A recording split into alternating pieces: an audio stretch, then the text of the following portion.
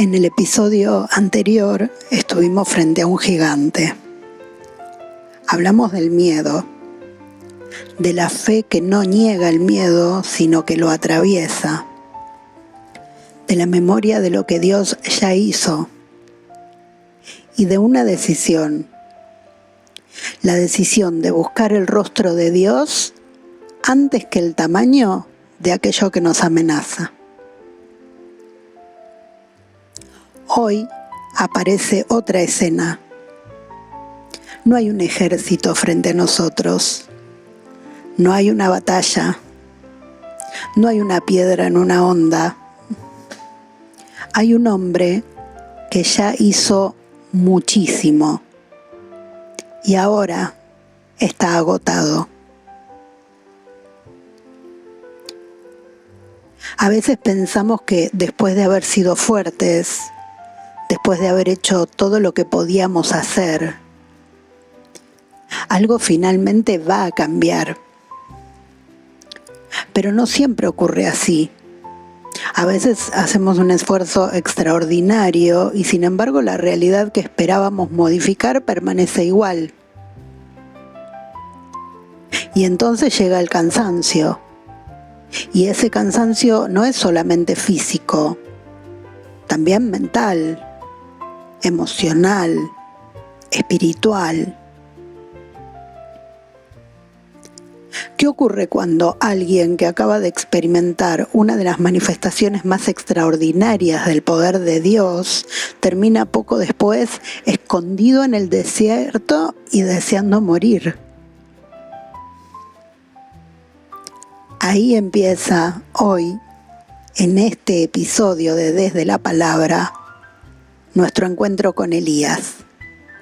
Mi nombre es Adriana Correa y te doy la bienvenida a nuestro episodio 12. Elías en Horeb. Encontrar a Dios en el silencio.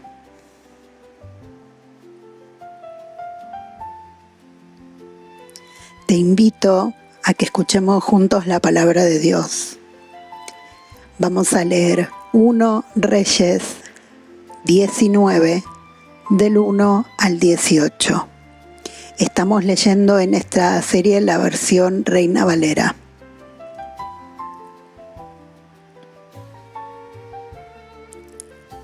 Acab dio a Jezabel la nueva de todo lo que Elías había hecho y de cómo había matado a espada a todos los profetas.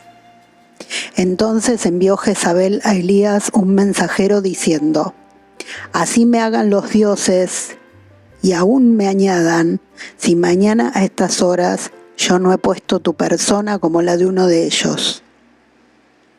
Viendo pues el peligro, se levantó y se fue para salvar su vida.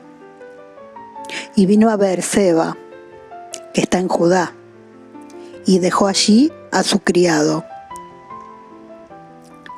Y él se fue por el desierto un día de camino, y vino y se sentó debajo de un enebro, y deseando morirse dijo: «Basta ya, oh Jehová, quítame la vida, pues no soy yo mejor que mis padres».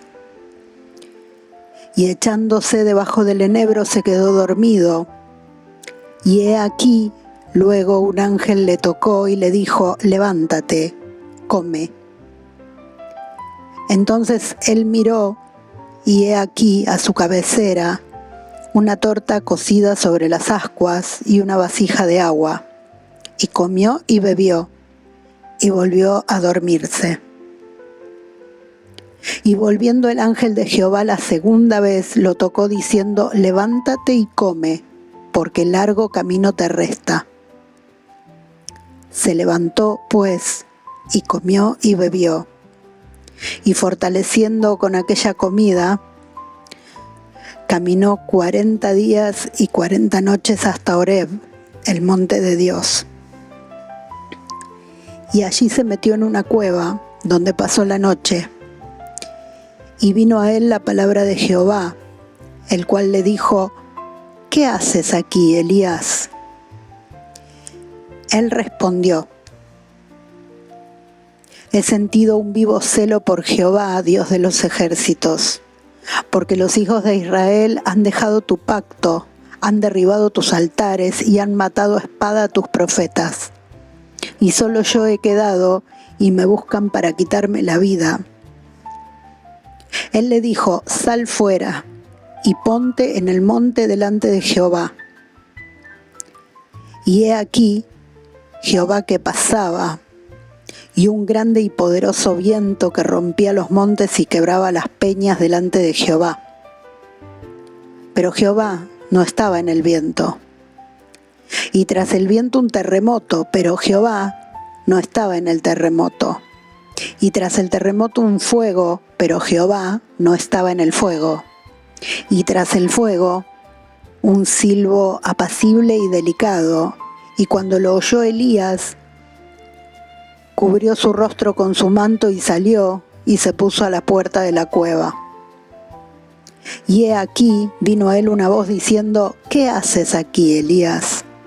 Él respondió: he sentido un vivo celo por Jehová, Dios de los ejércitos, porque los hijos de Israel han dejado tu pacto, han derribado tus altares y han matado a espada a tus profetas, y solo yo he quedado, y me buscan para quitarme la vida. Y le dijo Jehová: ve, vuélvete por tu camino, por el desierto de Damasco, y llegarás y ungirás a Hazael por rey de Siria. A Jehú, hijo de Nimsi, ungirás por rey sobre Israel, y a Eliseo, hijo de Safat, de Abel Meola, ungirás para que sea profeta en tu lugar. Y el que escapare de la espada de Hazael, Jehú lo matará. Y el que escapare de la espada de Jehú, Eliseo lo matará. Y yo haré que queden en Israel 7,000 cuyas rodillas no se doblaron ante Baal y cuyas bocas no lo besaron.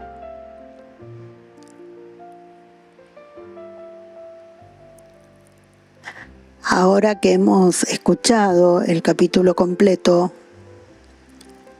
te invito a que volvamos sobre algunos de sus momentos, porque hay cosas que solamente empezamos a descubrir cuando dejamos que la palabra vuelva a pasar delante de nosotros, pero más lentamente.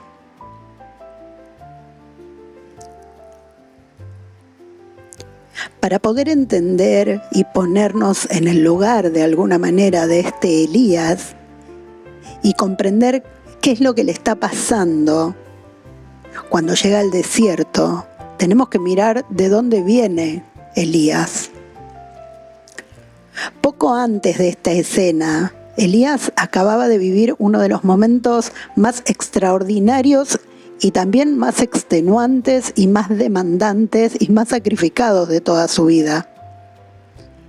En el Monte Carmelo se había parado solo, frente a 450 profetas de Baal, delante de todo Israel.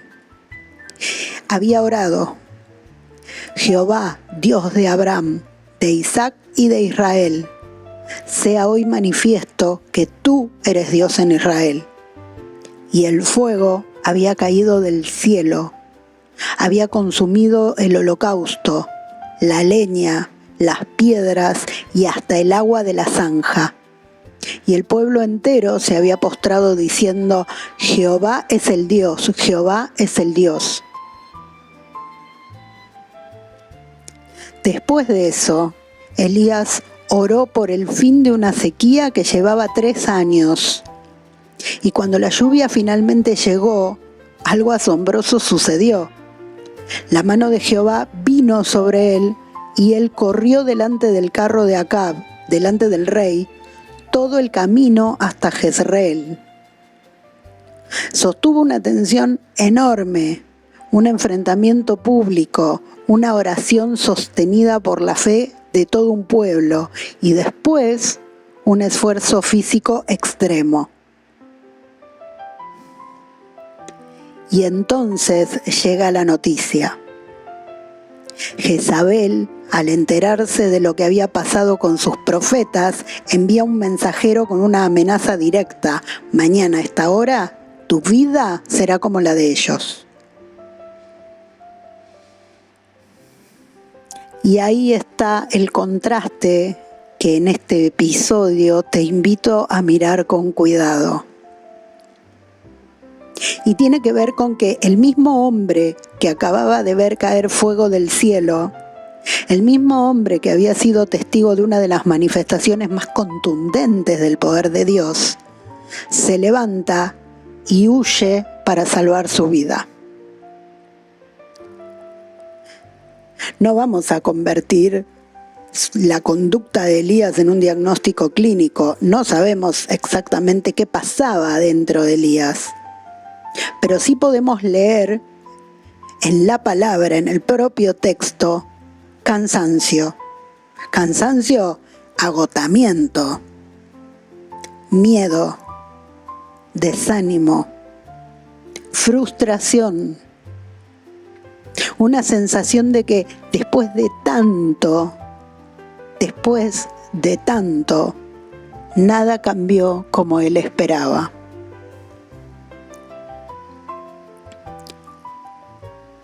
Elías no llega al desierto porque le falte fe. Esto es muy importante decirlo. Elías llega al desierto después de haber hecho un esfuerzo extraordinario.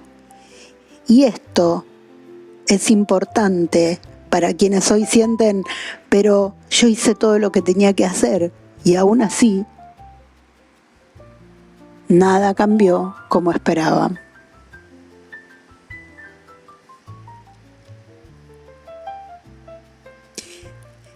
Elías camina un día entero por el desierto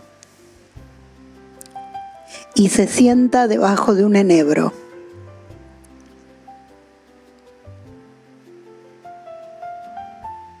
Antes de seguir con el episodio, te invito a detenernos un poco en este arbusto, porque nos va a acompañar durante todo el episodio. En la versión Reina Valera 1960 leemos enebro, pero la palabra hebrea que aparece en este pasaje es rotem, un término que suele identificarse con una especie de retama o arbusto del desierto. Por eso, algunas traducciones y estudios bíblicos hablan de retama o arbusto de retama, mientras que otras conservan la traducción tradicional enebro. En este episodio no vamos a resolver una discusión botánica para comprender la escena. Lo importante es que se trata de un arbusto propio de las regiones desérticas, un arbusto capaz de ofrecer sombra al viajero agotado. Y también sabemos que su madera y sus raíces eran utilizadas como combustible y que sus brasas aparecen mencionadas en el Salmo 120. Y esto cambia algo importante en la escena. Elías está agotado, se acuesta debajo de este arbusto y desea morir. Está tan agotado que lo único que desea es morir. Pero antes de que Dios vuelva a hablarle, ya hay algo que lo cubre del sol, algo que le ofrece un lugar donde descansar. Fíjate que Dios todavía no le está explicando nada, no le está pidiendo que vuelva a luchar. Dios primero lo deja descansar y después lo alimenta. El cuidado de Dios ya estaba ahí, debajo de aquel arbusto.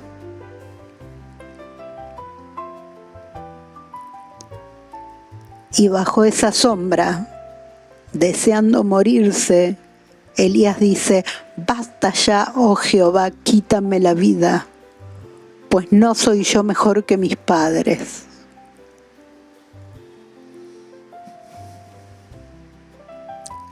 Y entonces ocurre algo precioso.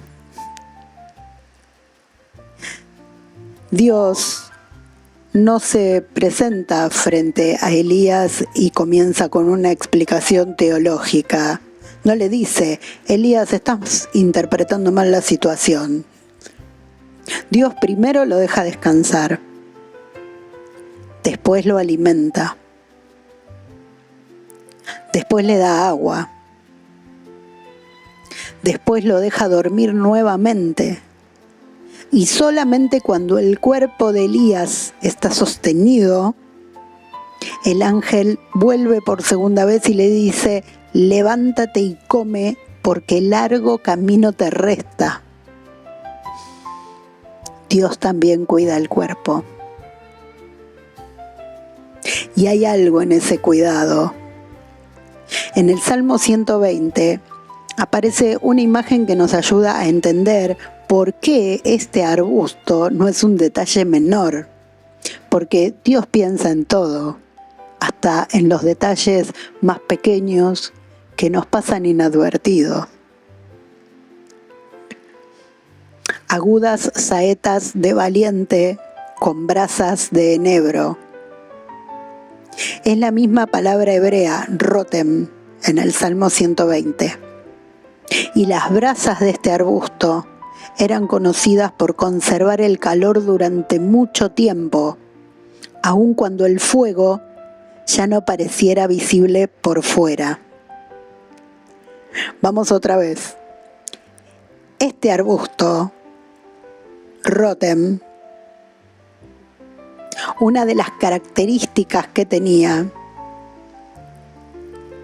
era que sus brasas se reconocían, se conocían, porque a pesar de que por fuera parecían quemadas, apagadas,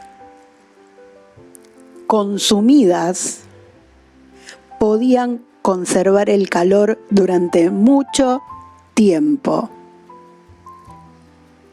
Y acá podemos permitirnos una imagen para contemplar la escena, no porque el texto nos diga que Elías llevaba una brasa escondida, sino porque esa característica del rótem nos ayuda a mirarlos de otra manera. Estaba agotado, estaba escondido, estaba convencido de que ya no podía más, pero todavía sostenido por Dios, como una brasa bajo la ceniza, que desde afuera parece apagada, pero por dentro algo sigue ardiendo. Fortalecido con esa comida, Elías camina 40 días y 40 noches hasta Horeb, el monte de Dios, y allí, en una cueva, vuelve a escuchar una pregunta. ¿Qué haces aquí, Elías?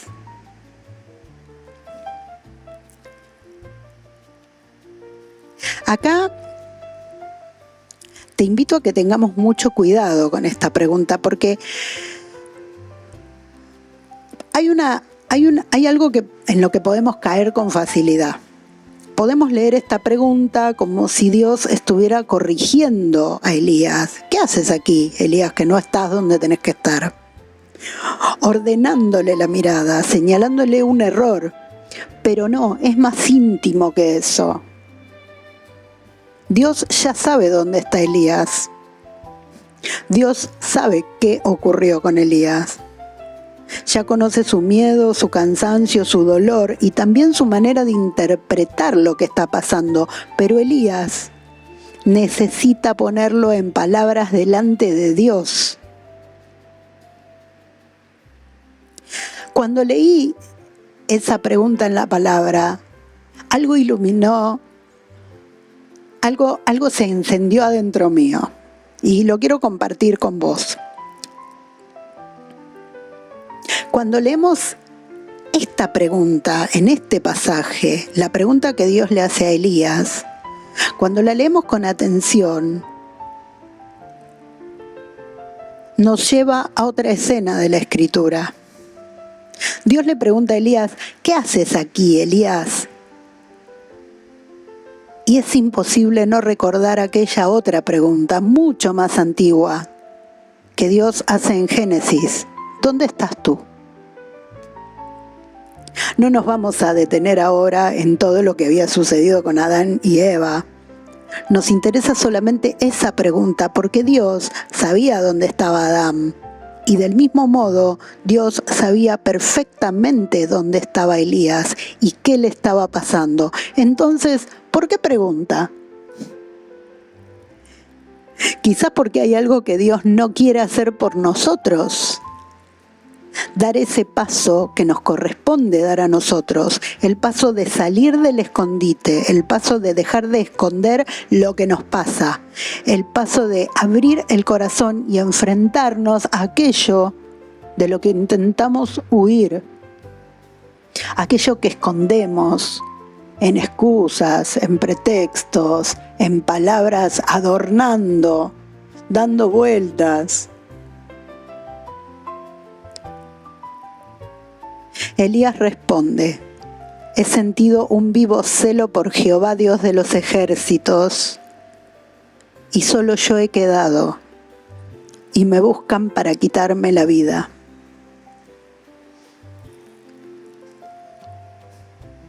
Dios le dice: sal fuera y ponte en el monte delante de Jehová.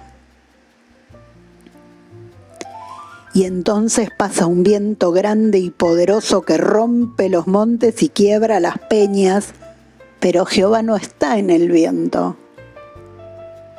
Y tras el viento un terremoto, pero Jehová no está en el terremoto. Y tras el terremoto un fuego, y Jehová no está en el fuego tampoco. Y tras el fuego, un silbo apacible y delicado.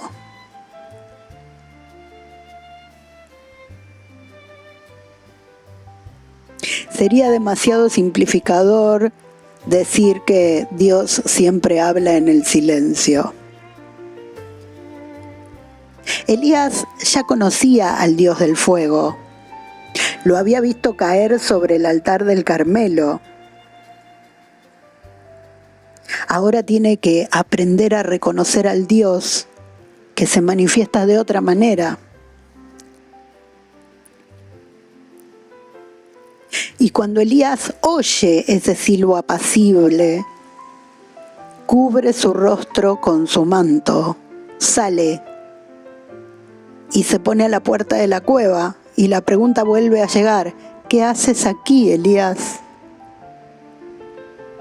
La pregunta se repite palabra por palabra, y Elías responde exactamente lo mismo que había respondido antes. Fíjate que responde lo mismo porque todavía no ha cambiado su percepción, todavía cree que está completamente solo. Y entonces Dios le muestra algo que Elías no estaba pudiendo ver. Yo haré que queden en Israel 7,000 cuyas rodillas no se doblaron ante Baal y cuyas bocas no lo besaron. El texto habla de 7,000 que Dios había preservado. No necesitamos convertir ese número en algo importante en este episodio, ni vamos a construir una teología alrededor de ese número. Lo importante es algo que Dios le está revelando a Elías a través de este número, a través de estos 7,000 cuyas rodillas no se doblaron ante Baal y cuyas bocas no lo besaron. Dios le está diciendo: Elías, hay una realidad que no estás viendo. Y esa realidad tiene que ver con que no estás solo. Y junto con esa revelación, Dios le devuelve una tarea. Le dice: ve, vuélvete por tu camino, unge a Hazael, unge a Jehú, unge a Eliseo, que será profeta en tu lugar. Dios lo sostiene. Dios despeja su mirada y Dios lo vuelve a enviar.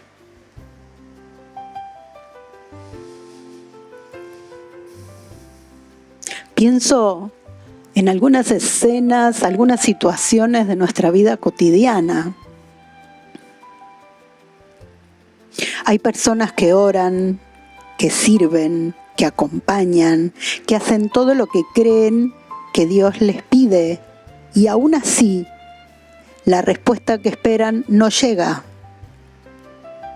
A veces la otra persona no cambia, a veces el vínculo no se restaura como quisiéramos, a veces quienes reciben nuestro esfuerzo incluso responden con rechazo.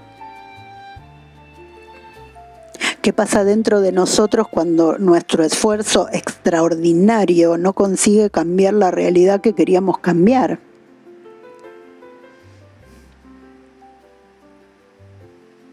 Pienso en la sensación que a veces tenemos de que los resultados no están bajo nuestro control. Es que el resultado no siempre está bajo nuestro control, más allá de todo lo que hagamos. Nuestra responsabilidad es obedecer, amar, actuar con fidelidad y hacer nuestra parte, pero no somos Dios. No podemos controlar el corazón del otro. No podemos producir por nuestra fuerza la conversión de alguien. No podemos determinar cuándo llegará la reparación.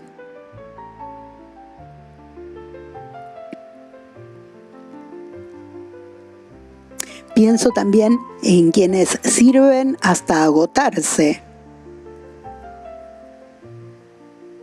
Pastores, ministros, evangelistas, líderes, personas que sostienen comunidades, personas con un don y la sensación de que deben responder siempre.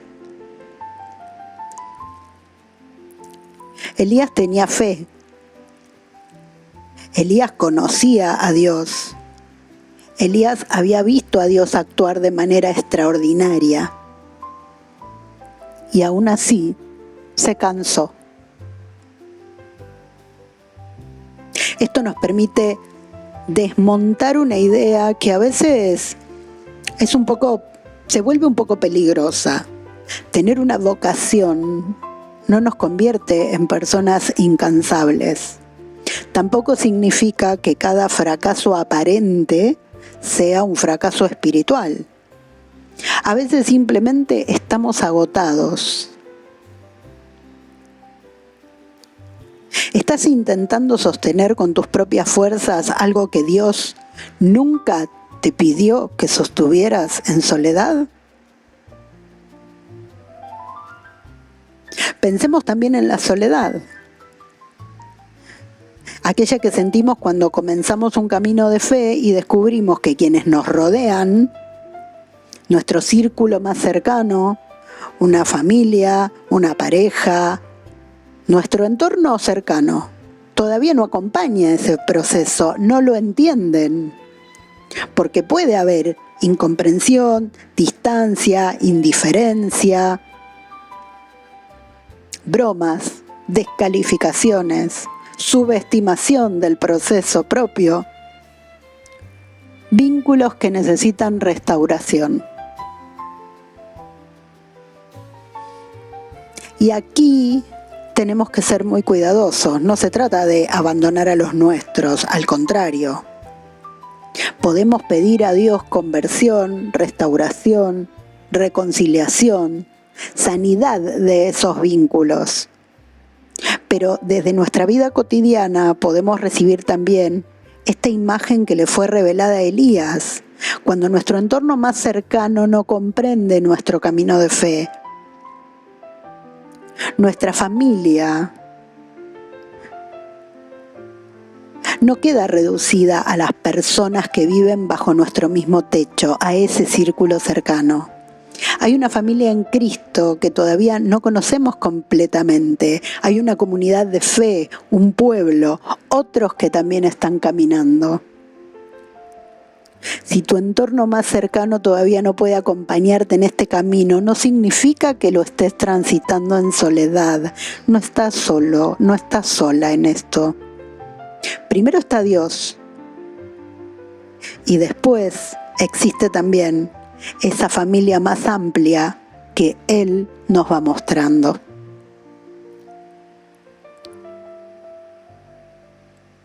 Y hay algo más en esta escena que vale la pena llevar a la vida cotidiana. Fíjate que Dios no le pide a Elías un informe, le abre un espacio para hablar. Y quizás hoy Dios también nos esté haciendo esa misma pregunta, esa invitación, no porque no sepa dónde estamos ni de dónde venimos, sino porque nos está invitando a dar un paso, el de presentarnos delante de Él tal como estamos y permitirle entrar también en aquello que todavía estamos escondiendo y aquello de lo que todavía estamos escapando, pero sabemos que está ahí. Podemos decirle, esto es lo que estoy viviendo, esto es lo que veo, esto es lo que me duele, esto es lo que no entiendo, esto es lo que me está pasando con esta persona, con este vínculo, con esta situación, y después permitir que Dios responda.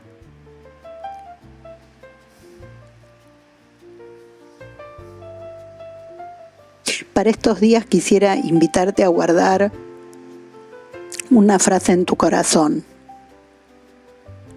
Es cortita. La podés encontrar en 1 Reyes 19:7. Levántate y come, porque largo camino te resta. Y que la recibas en tu corazón no como una orden fría, porque no lo es. Como cuidado, como promesa. Todavía hay camino, ¿sabes? Tu camino no terminó. No estás acabado, no estás acabada. No tenés que resolverlo todo hoy. No todo es urgente.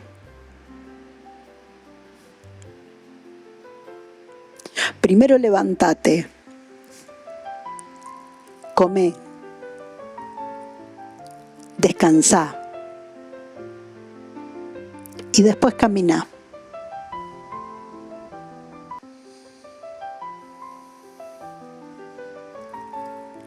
Elías hizo un esfuerzo extraordinario, llegó a su límite y se escondió bajo un enebro deseando morir. Dios no lo abandonó, lo alimentó, le dio agua, le permitió descansar, lo sostuvo antes de pedirle que siguiera caminando. Le preguntó qué estaba haciendo allí, no para condenarlo, sino para invitarlo a hablar, a dar ese primer paso. Elías respondió, y Dios, a partir de esa respuesta, lo llevó al monte y le mostró que no estaba en el viento, ni en el terremoto, ni en el fuego, sino en el silbo apacible y delicado. Volvió a preguntarle y Elías volvió a responder lo mismo, y entonces Dios le mostró que su percepción no era toda la realidad. ¿Te pasa? A veces nosotros vemos un recorte, nuestro recorte, pero Dios está viendo todo. Está en las habitaciones donde vos no estás. Está en los momentos que a vos te son ocultos o te pasan inadvertidos.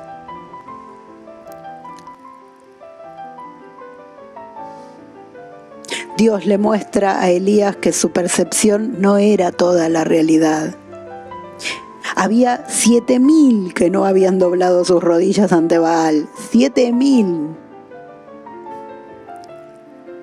Y finalmente Dios lo vuelve a enviar con una tarea, con un camino por delante, con un propósito claro. Elías necesitaba descubrir que Dios no solamente estaba en el fuego del Carmelo, también estaba en el pan, en el agua, en el descanso, en el enebro, en la pregunta, en la corrección amorosa, en el silencio, en el silbo apacible y delicado, y en el camino que todavía quedaba por recorrer.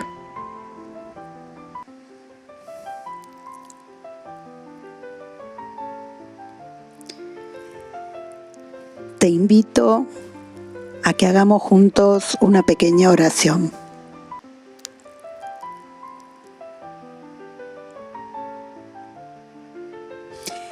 Espíritu Santo, ven. Espíritu Santo, ven con nosotros en este momento de oración. Te pedimos que nos pongas en sintonía con Dios, que nos ayudes a reconocer qué estamos viviendo realmente. Espíritu Santo, ayúdanos, traducí por nosotros aquello que todavía no sabemos expresar. Ayúdanos a distinguir cansancio de fracaso. Ayúdanos, Espíritu Santo, a distinguir dolor de resentimiento, discernimiento de miedo, soledad de aislamiento. Enséñanos a hablar con Dios con verdad, sin rodeos, sin adornos. Que podamos responder cuando Él nos pregunta, ¿qué haces aquí? ¿Dónde estás parado o parada en tu vida en este momento? ¿Qué estás haciendo aquí? Aunque nuestra respuesta sea desordenada, aunque sea dolorosa, aunque todavía no sepamos qué hacer con ella, enséñanos a hablar con Dios con verdad.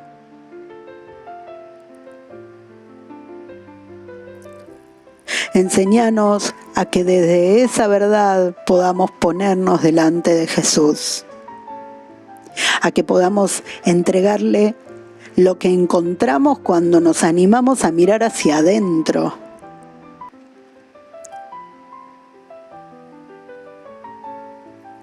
A que podamos entregarle a Jesús nuestras heridas. Jesús, te entrego mis heridas. Te dejo a vos la culpa. Te entrego mis limitaciones. Dejo en tus amorosas manos mis vínculos rotos, los enojos, los miedos, la necesidad de controlar los resultados. Te entrego a vos, Jesús, aquello que me avergüenza, el pensamiento que no quiero tener, el deseo de que el otro reciba lo que hizo, la frustración porque el esfuerzo no produce el resultado esperado a veces, la sensación de estar solos. Te entregamos, Señor, todas esas cosas que encontramos cuando nos animamos a mirar hacia adentro el corazón, con honestidad, Jesús.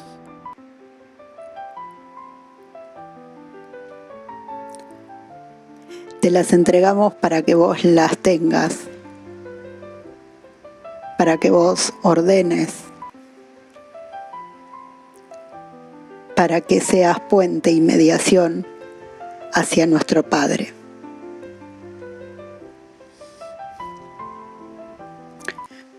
Padre, te pedimos por nosotros, Dios, que podamos descansar, que podamos recibir cuidado, que podamos reconocer el pan el agua, el descanso y el enebro que ya nos estás dando, aunque a veces no lo veamos.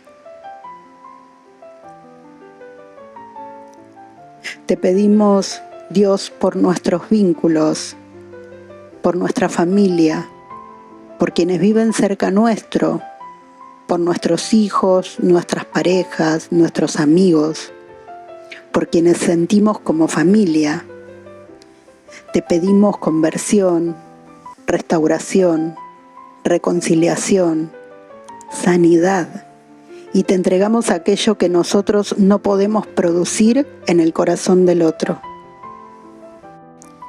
Te pedimos por quienes sirven, pastores, ministros, evangelistas, misioneros, catequistas, líderes, personas que sostienen comunidades, personas que sirven silenciosamente y nadie ve, que no lleguen al enebro sintiendo que todo depende de ellos, que puedan descansar, que puedan pedir ayuda, que puedan reconocer sus límites. Señor, te entregamos también las injusticias que hemos vivido, las palabras que nos hirieron, las calumnias, las injurias, las heridas provocadas deliberadamente, aquello que todavía esperamos que sea reparado.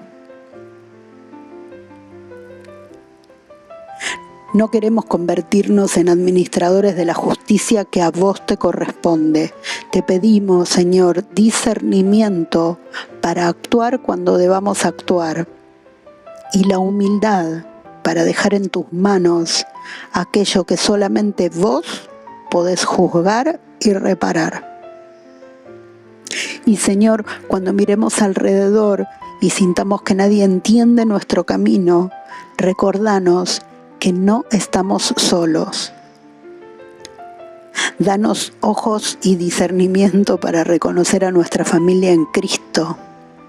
Pone personas en nuestro camino. Permitinos también nosotros ser parte de la respuesta para alguien que hoy está debajo de su propio enebro, creyendo que está en soledad. Padre, recibí todo esto que hoy pusimos delante de vos. No queremos resolverlo todo hoy. No necesitamos entender todo hoy. No necesitamos controlar los resultados. Necesitamos volver a escucharte. Necesitamos escucharte, Señor. Y si todavía queda camino, danos alimento para el camino. Danos el descanso para el camino. Danos compañía para el camino. Danos discernimiento para el camino.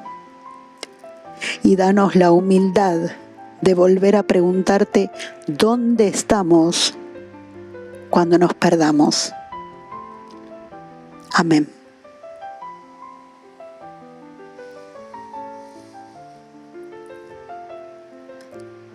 Te invito a que durante estos días vuelvas a leer 1 Reyes 19 completo, despacio, dejando que la escena que se presenta ante vos con la lectura respire, que se mueva adentro tuyo.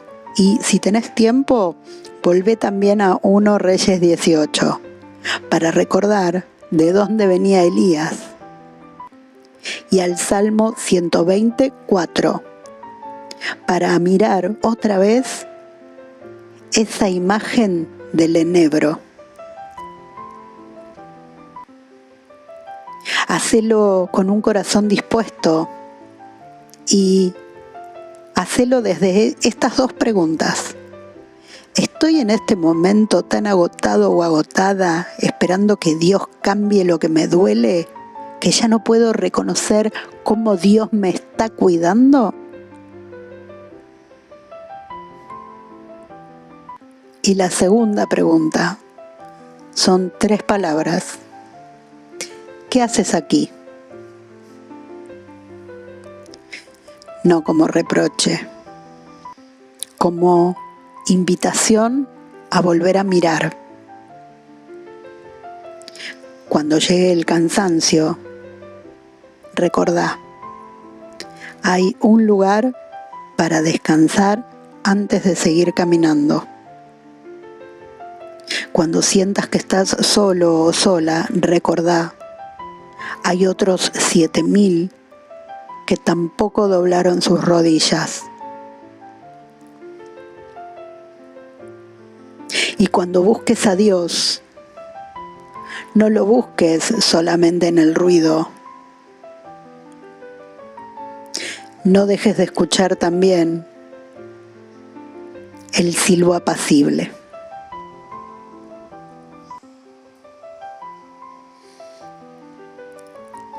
Este episodio forma parte de Desde la Palabra, una colección de podcasts, cuadernos de estudio, artículos y espacios de reflexión diseñados para acercarnos a las escrituras con fidelidad al texto y con una mirada atenta y respetuosa hacia la vida cotidiana. Esta serie, la primera serie de Desde la Palabra, se realiza en colaboración institucional con el Ministerio Cristiano Palabras de Perfección. De cada episodio, para seguir trabajando, indagando y haciéndote preguntas, tenés disponible un cuaderno. Ese cuaderno es gratuito y podés enviarnos un mensaje privado o un mail a adrianacorrea@gmail.com para pedirlo y también para contarnos qué sensaciones, qué sentimientos, qué pensamientos se generaron en vos a partir de este episodio o de los episodios anteriores. Vamos a estar muy contentos de recibir tu testimonio. Te espero en nuestro próximo encuentro en Desde la Palabra. Bendiciones.